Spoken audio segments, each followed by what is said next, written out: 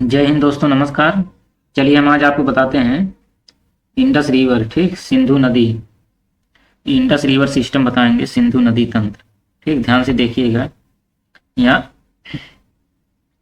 यहाँ से बहुत सारे सवाल बन जाते हैं सीधा सीधा। चलिए देखिएगा।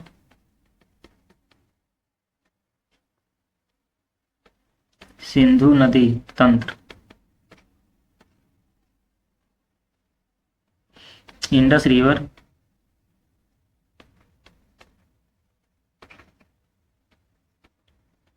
इंडस रिवर सिस्टम, ठीक, सिंधु नदी तंत्र।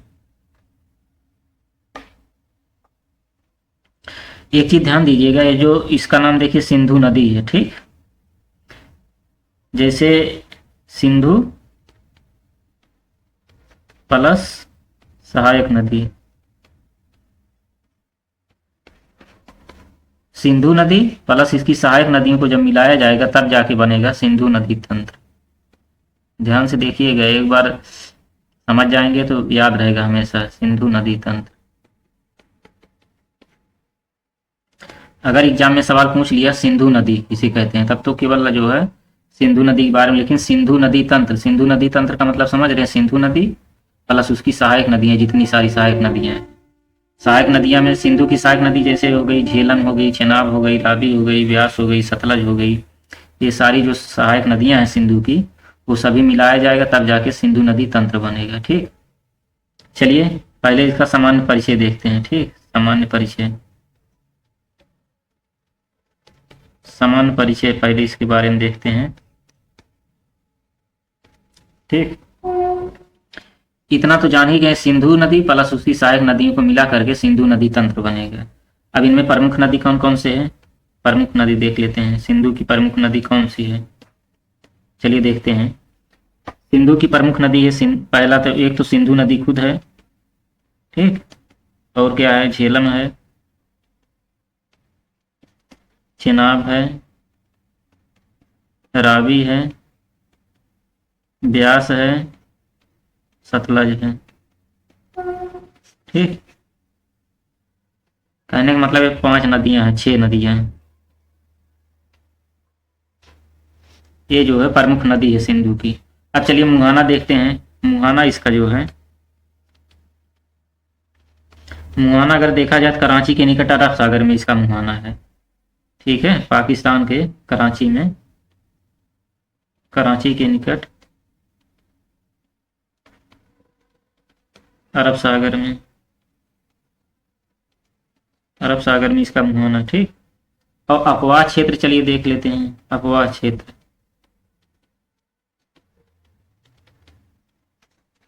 ठीक। चलिए दोस्तों अपवाद क्षेत्र देखते हैं। अपवाद क्षेत्र में जैसे अफगानिस्तान, ठीक, अफगानिस्तान, पाकिस्तान, अफगानिस्तान में बहती है, पाकिस्तान में बहती है, ठीक। उसके बाद भारत में है, भारत में बहती है, ठीक। भारत में किस क्षेत्र में, लद्दाख और जम्मू कश्मीर में, ठीक। लद्दाख और जम्मू कश्मीर में, लद्दाख जम्मू कश्मीर में बहती है। उसके बाद कहाँ बहती है, हिमाचल प्रदेश में, एक हिमाचल प्रदेश में बहती है। और कहाँ बहती है, पंजाब में भी बहती है। और बस यहीं पे बहती है। अफगानिस्तान, पाकिस्तान, भारत, हिमाचल प्रदेश, पंजाब। भारत में जो है लद्दाख जम्मू कश्मीर में बहती है। उसके बाद हिमाचल प्रदेश में और पंजाब में सिंधु नदी बहती है, ठीक। चलिए दोस्तों अब सिंधु नदी के बारे में डिटेल से जो है चर्चा करते हैं। पहले तो इसका जो है मैप बना देते हैं, ठीक। मैप बनाने के बाद जो है हम इसके बारे में चर्चा करेंगे।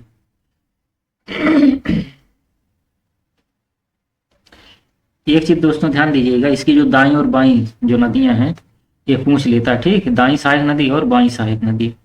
तो चलिए एक मोटा मोटी देख लेते हैं। मान लीजिए कौन सी नदी, सिंधु नदी, ठीक। Indus river, Indus river Sindhu नदी है।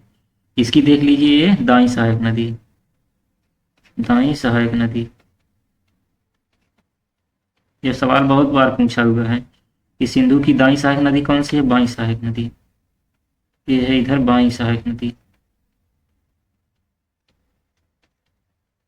ठीक, चलिए एक एक करके देखते हैं। ठीक, यहाँ पे देखिए जास्कर नदी है, बाई तरफ से आ रही है। फिर उसके बाद जो है ये झेलम है और किशन गंगा नदी। चलिए इसका नामकरण भी कर देते हैं।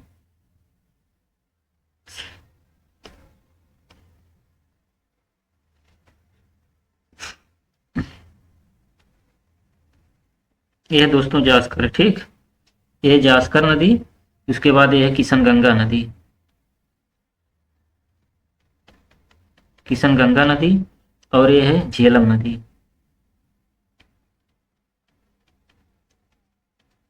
ठीक, ये सारी जो नदियां हैं ये बाई सहायक नदी हैं और इधर जो है दाई सहायक नदी है।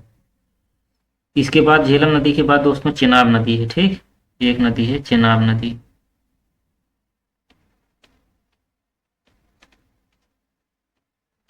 चेनाब नदी है। उसके बाद एक नदी और है रावी नदी।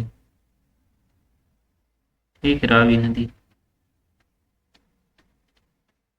उसके बाद एक नदी और है जिसका नाम है ब्यास। ठीक, हाँ एक चीज दोस्तों ध्यान दीजिएगा, कभी कभी ये सवाल कई बार पूछा है कि झेलम नदी का प्राचीन नाम क्या है या चेनाब नदी का प्राचीन नाम क्या है। ठीक, तो देखिएगा झेलम नदी का प्राचीन नाम है बितस्ता। ठीक, बितस्ता, बितस्ता नाम है प्राचीन नाम। और चेनाब नदी का जो प्राचीन नाम अस्कनी है, अस्कनी। यह सवाल पूछा हुआ है। ठीक, उसके बाद देखिएगा दोस्तों दाईं ओर से मिलने वाली सहायक नदियां हैं झेलम की, जो दाईं तरफ से कौन कौन सी नदियां आके मिल रही हैं ध्यान दीजिएगा। यह एक नदी है श्योक। ठीक, श्योक है, तो यह जो है नुब्रा है, श्योक है नुब्रा है। उसके बाद दोस्तों गिलगित, गिलगित नदी, गिलगित नदी। ठीक, उसके बाद दोस्तों जो है काबुल है, स्वात है, एक नदी और है।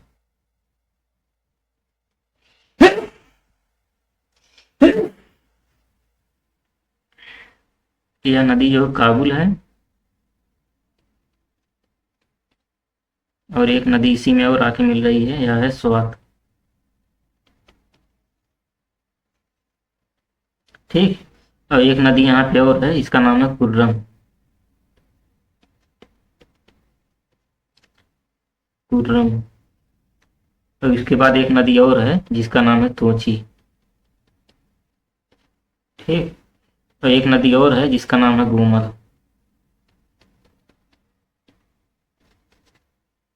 गोमल है, तोची है, कुर्रम है, काबुल है, स्वात है, नुब्रा है, श्योक है। यह एक गिलगित नदी है।